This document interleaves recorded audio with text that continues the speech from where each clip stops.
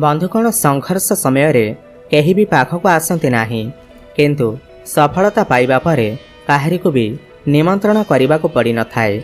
यह ही जीवनर सत्यता। नमस्कार बंधुगण, आपण मानकु आमर ही चैनल को स्वागत।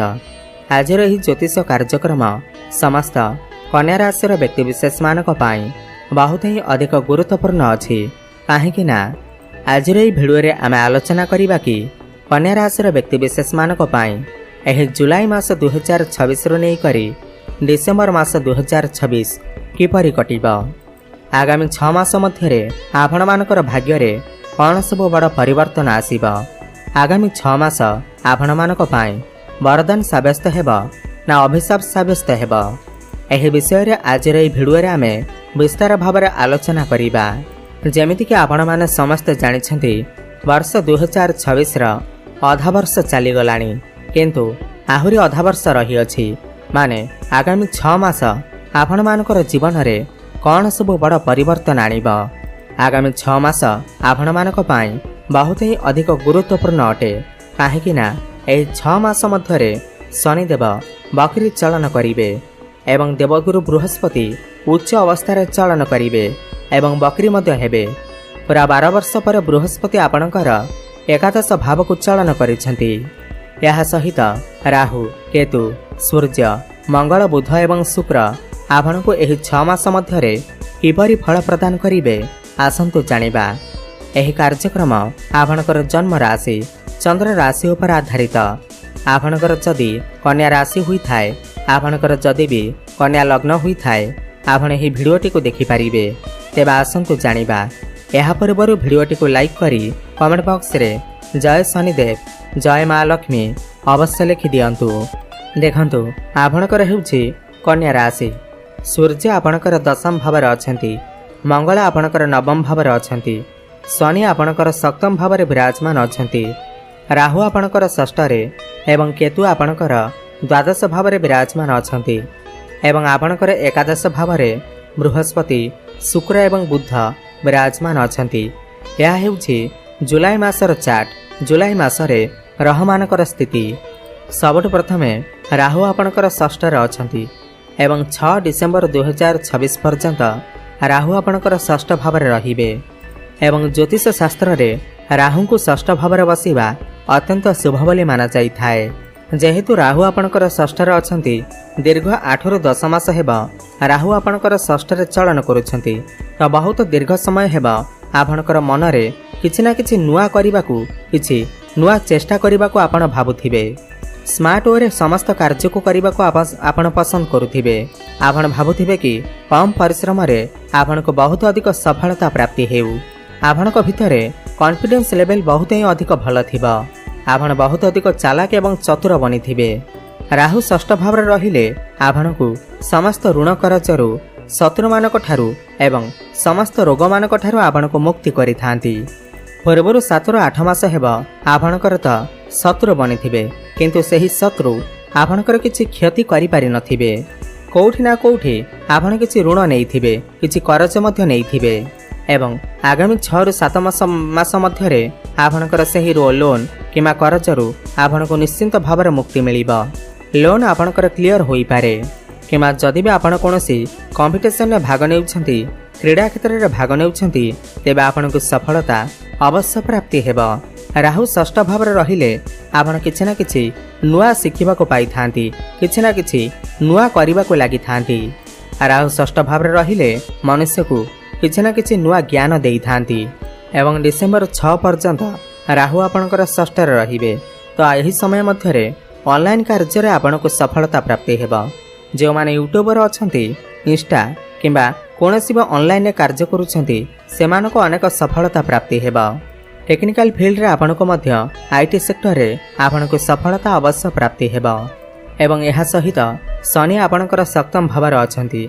27 जुलाई 2026 को शनि आपणकर सप्तम रे बकरी चलन करिवे एवं शनि आपणकर सप्तम भाव रहिबे।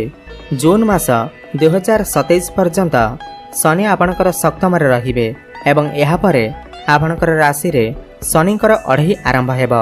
देखंतु मार्च 2025 रु शनि आपणकर सप्तम भाव अच्छा तो मार्च 2025 ठारू आपण किछि ना किछि कंस्ट्रक्शन काम करेथिबे एवं सेथिरे मध्ये आपणकु सफलता प्राप्ति होइथिबा। आपण किछि ना किछि आपणकर गृह कार्य करेथिबे, घर को रेनोवेट करेथिबे, किछि ना किछि जानवाहन किमा कोनोसी लौह जातीय जिनिस क्रय करेथिबे, किछि ना किछि प्रॉपर्टी रे डील करेथिबे एवं जदि भी आपण ए पर्यंत एही सब कार्य रे लिप्त नाहंती, एही सब कार्य करि नाहंती तो आगामी जून मास 2027 पूर्वरु आपण एही समस्त कार्य रे निश्चिंत भाव सफलता प्राप्ति करिवे। किछि ना किछि प्रॉपर्टी भूमि किमा जमी रे आपण डील करि पारंती, किछि नूतन गृह निर्माण करि पारंती, जानवाहन किमा लौह जातीय जिनिस क्रय करि पारंती एवं शनि सप्तम रे थिबारु आपण आपणकर वैवाहिक जीवन उपरे विशेष ध्यान रखंतु। किंतु बृहस्पति आपणकर एकादश भाव रे उच्च अवस्थार चलन करुछंती एवं सप्तम भाव को दृष्टि देउछंती। वैवाहिक जीवन रे समस्या तो आसीब, कଳି झगड़ा मन मनांतर देखा देई पारे एवं समस्त समस्या मध्य आपण को मुक्ति मिलिब। काहेकिना बृहस्पतिंकर शुभ दृष्टि आपणकर सप्तम भाव पर रहुअछि एवं सप्तम भावर अधिपति बृहस्पति एकादश भाव रे थिबारु एकादश भाव इच्छा पूर्तिर भाव होइथाय, लाभर ग्रोथर भाव होइथाय। तो जेबे भी सप्तम भावर अधिपति एकादश भाव को आसी थांती तो आपणकर लाइफ पार्टनर कर क्यारियर रे ग्रोथ आसी थाए, तांको किछि ना किछि खुशी खबर मिली थाए, तांकर स्वास्थ्य रे उन्नति आसी थाए, फाइनेंशियल ग्रोथ होई थाए। जुलाई मासरे नै करी डिसेंबर मास मध्यरे आपणकर लाइफ पार्टनर को किछि ना किछि शुभ खबर मिली पारे, संतान सुख आपनको प्राप्ति होई पारे, समस्त क्षेत्र रे लाभ ही लाभ प्राप्ति हेबा। किछि ना किछि आपणकर मन भितर जेउ इच्छा अभिलाष थिला, मनस्कामना थिला ताहा पूर्ण हेबाकु जाउअछि एवं बृहस्पति विषय जदि आम आलोचना करिबा 2 जून 2026 को बृहस्पति आपणकर एकादश भाव को आसीछंती एवं एठारे बसी आपणकर तृतीय भाव, पंचम भाव एवं सप्तम भाव को दृष्टि देउछंती। बृहस्पतिंकर पंचम भाव को दृष्टि देबा यह आपणकर संतान प्राप्ति पाई बहुत ही अधिक भल समय आसुअछि। काहेकिना बृहस्पति को संतानर कारक ग्रह माना जाइथाए एवं जदि भी आपणकर पूर्वरु संतान अछंती तो संतानक द्वारा आपनको किछि खुशी खबर मिली पारे, संतानक द्वारा आपनको सम्मानित करा जाई पारे।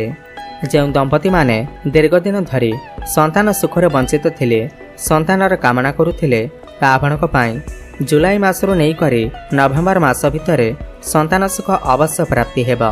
नूतन गर्भ धारण करिबा पाई जुलाई मास परर समय आपनको पाई अत्यंत शुभ अटे। यह सहित शिक्षा क्षेत्र में मध्य आपण बहुत अधिक उन्नति प्रगति करेंगे। आपण उच्च शिक्षा करने को बाहर को जाई पारंती।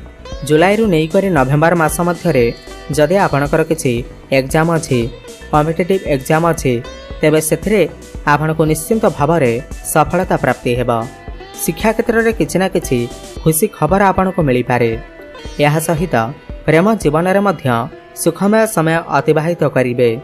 जो माने सिंगल अछंती सेमानकर जीवन में कहीं नूतन पार्टनर आसी पारंती। प्रेम जीवन में पूर्वर जदि किछि समस्या लगी रही मन मनांतर जो मानकर कथबार्ता बंद हो जाइथिला सेमानकर पुणी थरे कथबार्ता होई पारे। ब्रेकअप होइथिले आपणकर पुणी थरे कैचअप होई पारे। आपणकर भल पाइबा विवाहर रूप मध्य नहीं पारे। जेहेतु बृहस्पतिंकर दृष्टि सप्तम भाव पर रहुअछि एही समय आपणकर घर को विवाह प्रस्ताव मान आसीपारे एवं विवाह मध्य आपणकर फाइनाल होई पारे। एवं बृहस्पतिंकर दृष्टि तृतीय भाव पर रहुअछि। यार मान हेउछि डिसेंबर मास मध्यरे आपणको ऑनलाइन कार्य रे टेक्निकल कार्य रे आपणको शुभ फल प्राप्ति हेबा।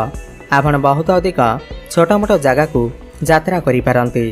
आपणकर साहस एवं पराक्रम बढ़िबा। यह सहित सूर्य आपणकर दशम भाव अछंती।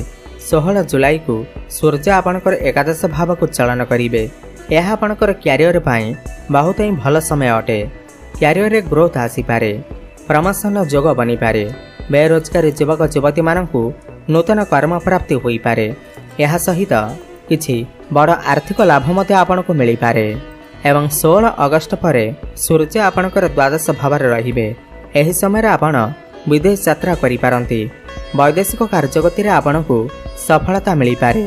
କୌଣସି MNC କମ୍ପାନୀରୁ ଆପଣଙ୍କୁ ଜବ୍ ଅଫର୍ ମିଳିପାରେ। ଆପଣ କୌଣସି ସ୍ପିରିଚୁଆଲ୍ ଟ୍ରାଭେଲ୍ କରିପାରନ୍ତି। ତେବେ ଅଧିକ ଶୁଭଫଳ ପ୍ରାପ୍ତି କରିବା ପାଇଁ ଆପଣ ପ୍ରତ୍ୟେକ ଦିନ ବୁଧଙ୍କର ବୀଜମନ୍ତ୍ରର ଜପ ଅବଶ୍ୟ କରନ୍ତୁ।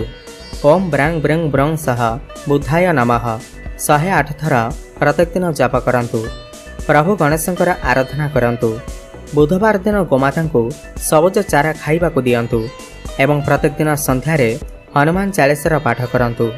ଶୁଭଫଳ ପ୍ରାପ୍ତି ହେବା ସହିତ ଆପଣଙ୍କର ଭାଗ୍ୟରେ ଉନ୍ନତି ଆସିବ। ଧନ୍ୟବାଦ।